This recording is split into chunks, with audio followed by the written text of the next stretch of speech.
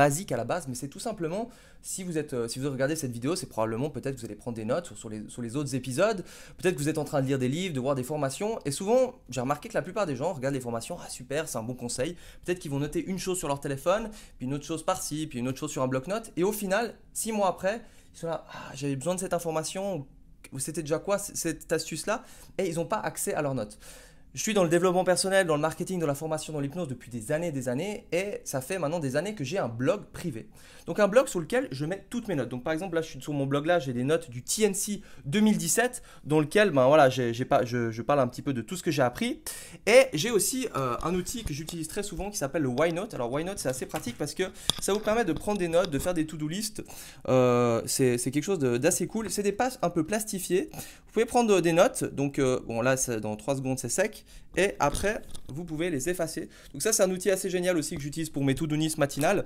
Et pour revenir au blog privé, l'avantage de ça c'est que si par exemple je sais pas demain je suis avec des gens à une conférence, puis que je leur dis ah oui il y avait quelque chose, j'avais pris une note d'un livre il y a 6 mois en arrière et je sais plus ce que c'est exactement, je prends mon téléphone, je me connecte sur mon blog privé avec un mot de passe parce qu'il y a pas mal de choses confidentielles sur ce blog là, et je peux avoir accès à toutes mes notes en quelques secondes.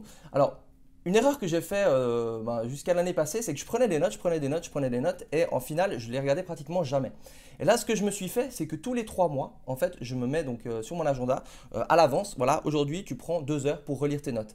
Et chaque 3 mois, je replonge sur mes notes, je regarde mes notes, et des fois, il y a des trucs, je me disais, j'ai lu il y a peut-être 3 ans en arrière que j'avais pas forcément besoin. Je me dis, tiens, en fait, ça c'est super génial, je vais pouvoir l'implanter. Donc vraiment, ce que je veux faire passer au niveau de ce message-là, c'est enfin, groupez toutes vos notes. Il y a aussi Evernote qui peut faire ça. Il y a pas mal de choses qui peuvent le faire. Groupez toutes vos notes, que ce soit par catégorie business, développement personnel et tout ça. C'est super important. Et puis, deuxième chose, une fois que vous avez vos notes, parce que d'ailleurs, quand je vais à des conférences, je ne prends pas forcément mon ordinateur. C'est-à-dire qu'à la fin de la conférence, je prends un moment pour enregistrer toutes mes notes. Deuxième chose, c'est de vous mettre des rendez-vous dans votre agenda pour lequel vous allez prendre du temps pour relire vos notes et implanter vos notes. Voilà, c'était l'épisode du jour.